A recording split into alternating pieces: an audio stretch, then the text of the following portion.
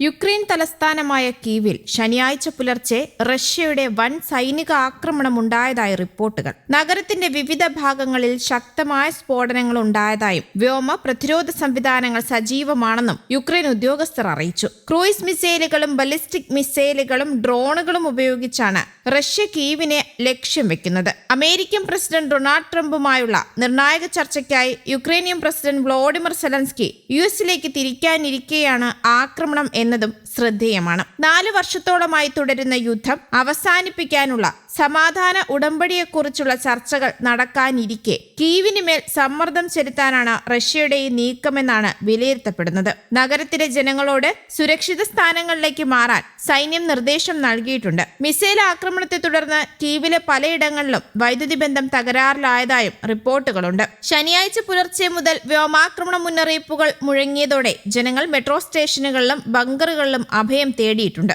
അമേരിക്കയുടെ മധ്യസ്ഥതയിൽ തയ്യാറാക്കിയ സമാധാന പദ്ധതിയെ അട്ടിമറിക്കാൻ യുക്രൈൻ പ്രസിഡന്റ് സെലൻസ്കിയും അദ്ദേഹത്തെ പിന്തുണയ്ക്കുന്ന യൂറോപ്യൻ യൂണിയനും ശ്രമിക്കുന്നതായി വെള്ളിയാഴ്ച റഷ്യ ആരോപിക്കുന്നു. അതിനാൽ തന്നെ ഞായറാഴ്ച ഫ്ലോറിഡയിൽ വെച്ച് നടക്കുന്ന ട്രംപ് സെലൻസ്കി കൂടിക്കാഴ്ച ഇതോടെ നിർണായകവുമായി. അതേസമയം താൻ സെലൻസ്കിയെ അംഗീകരിക്കുന്നതുവരെ അദ്ദേഹത്തിന്റെ കൈവശം ഒന്നും ഉണ്ടായിരുന്നില്ല എന്നാണ് ട്രംപ് പറഞ്ഞത്. ഞാൻ അംഗീകരിക്കുന്നതുവരെ അദ്ദേഹത്തിന്റെ കൈവശം ഒന്നുമില്ല, അതിനാൽ അദ്ദേഹത്തിന്റെ കൈവശം എന്താണുള്ളത് എന്ന് നമുക്ക് നോക്കാമെന്നാണ് ട്രംപ് പറഞ്ഞത്. ചർച്ചയുടെ ഭാഗമായി 20 സമാധാന കരാറും സുരക്ഷാ ഗ്യാരണ്ടി കരാറുമാണ് ട്രംപ് മുന്നോട്ട് വെക്കുന്നത്. അതേസമയം പുതുവർഷത്തിന് മുമ്പ് ഒരുപാട് കാര്യങ്ങൾ തീരുമാനിക്കാൻ കഴിയുമെന്നാണ് കൂടിക്കാഴ്ചയ്ക്ക് മുന്നോടിയായി സെലൻസ്കി അറിയിച്ചത്. 60 ദിവസത്തെ വെടിനിർത്തലിന് റഷ്യ സമ്മതിച്ചാൽ ട്രംപ് മുന്നോട്ട് വെക്കുന്ന 20 സമാധാന പദ്ധതി നടപ്പാക്കാൻ താൻ തയ്യാറാണെന്നും സെലൻസ്കി അറിയിച്ചു. അതേസമയം ഡോണെറ്റ്സ്ക്, ലുഹാൻസ്ക് മേഖലകൾ ഉൾപ്പെടുന്ന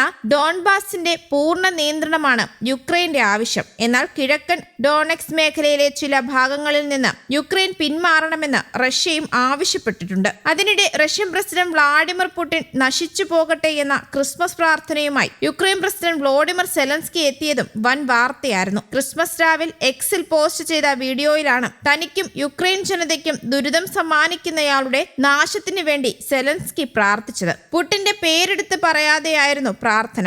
റഷ്യ വരുത്തിയ ദുരിതങ്ങൾക്കിടയിലും യുക്രൈൻ ജനതയുടെ ഹൃദയത്തെയും പരസ്പര വിശ്വാസത്തെയും ഐക്യത്തെയും തകർക്കാൻ കഴിയില്ലെന്ന് അദ്ദേഹം പറഞ്ഞു. പുടിന്റെ പേര് പറയാതെ എല്ലാവരും ഒരു സ്വപ്നം പങ്കുവെക്കുന്നതായും അദ്ദേഹം നശിക്കട്ടെ എന്ന് ഓരോരുത്തരുടെയും മനസ്സിൽ ആഗ്രഹമുണ്ടെന്നും സെലൻസ്കി കൂട്ടിച്ചേർത്തു. യുക്രൈന് സമാധാനം വേണമെന്നും അതിനായി പോരാടുകയും പ്രാർത്ഥിക്കുകയും ചെയ്യുന്നതായുമായിരുന്നു വാക്കുകൾ. 4 വർഷത്തോളമായി തുടരുന്ന റഷ്യ യുക്രൈൻ യുദ്ധത്തിൽ പരസ്പരമുള്ള ആക്രമണങ്ങൾക്ക് അറുതി വന്നിട്ടില്ല. റഷ്യൻ നഗരമായ മോസ്കോയിലുണ്ടായ സ്ഫോടനത്തിൽ 3 പേരാണ് കഴിഞ്ഞ ദിവസങ്ങളിൽ കൊല്ലപ്പെട്ടത്. മരിച്ചവരിൽ 2 പേർ പോലീസ് ഉദ്യോഗസ്ഥരാണ്. തെക്കൻ മോസ്കോയിലാണ് ബുധനാഴ്ച സ്ഫോടനമുണ്ടായത്. കഴിഞ്ഞ തിങ്കളാഴ്ച മോസ്കോയിൽ കാർ സ്ഫോടനത്തിൽ സൈനിക ജനറൽ കൊല്ലപ്പെട്ടിരുന്നു. റഷ്യൻ സായുധ സേനയുടെ ഓപ്പറേഷണൽ ട്രെയിനിംഗ് ഡയറക്ടറേറ്റിന്റെ മേധാവി ലഫ്റ്റനന്റ് ജനറൽ ഫാനൽ സർവോറാണ് കൊല്ലപ്പെട്ടത്. മോസ്കോയിലെ യെസീനേവ സ്ട്രീറ്റ് രാവിലെയാണ് സ്ഫോടനമുണ്ടായത്. കാറിനിടയിൽ ഘടിപ്പിച്ച ബോംബ് പൊട്ടിയാണ് സായുധ സേനയുടെ മുതിർന്ന ഉദ്യോഗസ്ഥൻ കൊല്ലപ്പെട്ടത്.